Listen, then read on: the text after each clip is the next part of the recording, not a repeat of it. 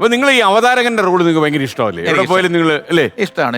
ഏറ്റവും കൂടുതൽ ഈ ഫംഗ്ഷൻസ്, അവാർഡ് ഫംഗ്ഷൻസിന് ആങ്കർ ചെയ്തിട്ടുണ്ട്. പിന്നെ മാത്രമല്ല ഇംഗ്ലീഷ് ഒക്കെ വാരി വെതറാം. അല്ല, ആര് വെതറെന്നാൽ എന്നെക്കാളൊക്കെ മിടുക്കന്മാർ ഇഷ്ടം പോലെയുണ്ട്. അത്യാവശ്യം തെറ്റില്ലാതൊക്കെ പറയാൻ പറ്റും. പിന്നെ ഉച്ചാരണം കഴിയുന്നത് തെറ്റാതിരിക്കാൻ ഞാൻ ശ്രമിക്കാറുണ്ട്.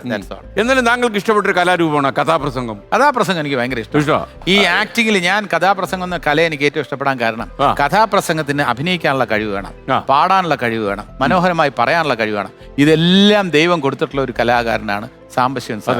അദ്ദേഹത്തെ കുറിച്ച് ആലോചിക്കുമ്പോൾ എൻ്റെ ഈ വിദ്യാർത്ഥി ജീവിതത്തിൽ ഞാൻ അദ്ദേഹത്തിന്റെ കഥാപ്രസംഗം ഒരുപാട് കേട്ടിട്ടുണ്ട്. കഥാപ്രസംഗം ഞാൻ അത് കോമഡി രൂപത്തിലൊക്കെ പലയിടത്തും പറഞ്ഞിട്ടുണ്ട്. അദ്ദേഹത്തിന്റെ ഒരു ശൈലി എന്ന് പറഞ്ഞാൽ കാര്യങ്ങൾ അവതരിപ്പിക്കുന്ന ഈ വിശ്വ ക്ലാസിക്കുകളെ മലയാളി പ്രേക്ഷകരുടെ ഇടയിൽ ഇത്രത്തോളം നല്ല രീതിയിൽ എത്തിച്ച വേറൊരു കലാകാരനില്ല.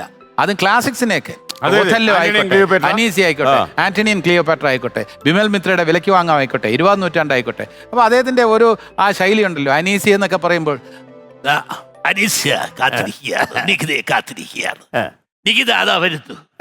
നികിതയോട് ചോദിച്ചു, തരുന്നു ഞാനിതാ എൻ ഹൃദയം, തരുമോ പകരം നിൻ ഹൃദയം, തരുമോ പകരം നിൻ ഹൃദയം, തരുമോ നികിത നിൻ ഹൃദയം, തരുന്നു ഞാനിതാ എൻ ഹൃദയം. അങ്ങനെ നികിത ചോദിക്കുകയാണ്. സുന്ദരിയായ, അതീവ സുന്ദരിയായ, മനോഹരമായ കണ്ണുകൾ, മനോഹരമായ ചെഞ്ചുണ്ടുകൾ, പവിഴ പോലത്തെ ആ ചെഞ്ചുണ്ടുകളോടുകൂടി അനീസ്യ ചോദിക്കുകയാണ് നികിത എന്ന ആ തന്റെ കാമുകനോട് ചോദിച്ചു, ഞാനിത എൻ ഹൃദയം, തരുമോ പകരം നിൻ ഹൃദയം. 20ാം നൂറ്റാണ്ട്. ഞാൻ ഇന്ന് അവതരിപ്പിക്കുന്ന കഥയുടെ പേര് ബിമൽ മിത്രയുടെ 20ാം നൂറ്റാണ്ട്. സ്വാതന്ത്ര്യ സമരത്തിന്റെ കാലഘട്ടമാണ്. 2ാം ലോക മഹായുദ്ധം നടക്കുന്ന കാലഘട്ടം.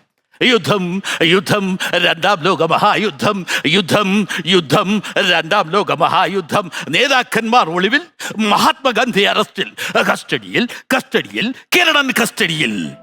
മനോഹരമായിട്ട് അവതരിപ്പിച്ചു. സൂപ്പർ. കിട്ടില്ല കേട്ടോ. എനിക്കൊന്നും നിങ്ങളെ സിനിമയിൽ നിന്ന് ഔട്ടാക്കിയാലും പ്രയോജനമില്ല. കഥ പറഞ്ഞ് നിങ്ങൾ തകർത്തുകളയും. എനിക്ക് ഇഷ്ടപ്പെട്ട കലയാണ്. വലിയ കല. ഒരു കഥാപ്രസംഗത്തിന് വേണ്ട എല്ലാം നിങ്ങളുടെ കയ്യിലുണ്ട്. അല്ല, അദ്ദേഹത്തിനുണ്ട്, അദ്ദേഹത്തിനുണ്ട്.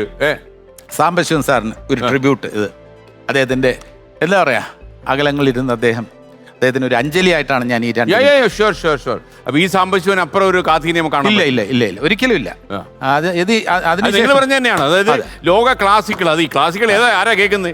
അതായത് പാവപ്പെട്ട മുത്തശ്ശി വെളുപ്പാങ്കാലത്ത് 3ാമത്തെ കഥയായിരിക്കും, 3 മണിക്കൊക്കെ പുൽപ്പായും തെറുത്ത് അമ്പലപ്പറമ്പിൽ വന്ന് ഇരിക്കുന്ന മുത്തശ്ശിയെ ഉറക്കാതെ ഈ കഥ പറഞ്ഞ് കഥാപാത്രങ്ങൾ ആക്ടിങ് കൂടെ അതിനകത്ത് കൊണ്ടുവരും. അവിടെ ചെന്നപ്പോ അവിടെ രാവിലെ അവിടെ വരികയാണ് റേഷൻ കട മുതലാളിയോട് ചോദിക്കാൻ, സാറേ വന്നോ? വന്നില്ല. എപ്പോ വരും? നാളെ വരും. പച്ചരിയുടെ കാര്യമാണ് ഞാൻ ചോദിച്ചത്. ഇതൊക്കെ രണ്ടുപേരാണ്. ഇപ്പൊ നമ്മൾ രണ്ടുപേരും അവതരിപ്പിക്കുന്ന പ്രായമായ ഇതിന്റെ അടുത്ത കാര്യങ്ങൾ പറഞ്ഞ ഞാൻ പറഞ്ഞാൽ നീ അനുസരിക്കണം. അനുസരിച്ചിട്ടില്ലെങ്കിൽ അത് എന്നെ കൊണ്ടൊന്നും പറയിക്കരുത്. എന്നെ പറയുന്ന പ്രായത്തിനനുസരിച്ചുള്ള ഒരു സംഭവം. പിന്നെ സിംഹവാലൻ മേനോൻ ആ സിനിമ നമ്മൾ ഇന്നും ഓർമ്മിക്കും. കാര്യം എന്താ, മധുസാറിന്റെ അടുത്ത് ചെല്ലുമ്പോഴേ നിങ്ങൾ മലയാള അധ്യാപകനായിട്ട് മലയാളത്തിൽ മാത്രം സംസാരിക്കുന്ന മധുസാറിന്റെ കഥാപാത്രമാണ് മേനോൻ സാറ്. അവിടെ ജോലി കിട്ടണമെങ്കിൽ മലയാളം മാത്രമേ സംസാരിക്കാവൂ. അങ്ങനെയുള്ള സ്ഥലത്തേക്ക് മലയാളം മാത്രം സംസാരിക്കുന്ന ആളായിട്ട് ജോലി തേടി പോകുന്ന ഹരിപ്രസാദ്. ആൾക്കാർ മറന്നിട്ടില്ല, പ്രേക്ഷകർക്ക് ഓർമ്മയുണ്ട്. അപ്പൊ അവിടെ എങ്ങനെയാണ്, അതിപ്പോഴും നിങ്ങൾക്ക് ഓർമ്മയുണ്ടോ ആ കളി? കുറച്ചൊക്കെ ഓർമ്മയുണ്ട്. ഞാൻ 2-3 ചോദ്യം ചോദിക്കാം. ചുമ്മാ ഒരു ഇതിന് സ്വിച്ചിന്റെ മലയാളം. വിദ്യുത് ശക്തി ഗമനാഗമന നിയന്ത്രണ കേന്ദ്രം. സെൻസസ്. കന്യാകുമാരി. Express bus. ഹരിതവർണ്ണ ത്വരിതഗമന ചതുർചക്ര ശകടം. ഗണേഷ് കുമാർ തിരുത്തും, എന്റെ വണ്ടിക്ക് 6 വീലുണ്ടെന്ന് പറയും. അങ്ങനെയുള്ള ഇപ്പൊ എന്താ ചെയ്യാ, നമ്മളിത് 4 പറയുന്നത്. അതിനകത്ത് നിങ്ങൾ മലയാളം തന്നെ പറയുമല്ലോ. അതെ. നിങ്ങൾ ഒരു ദിവസം എത്ര കോൾ വരും നിങ്ങളുടെ മൊബൈൽ ഫോണിൽ?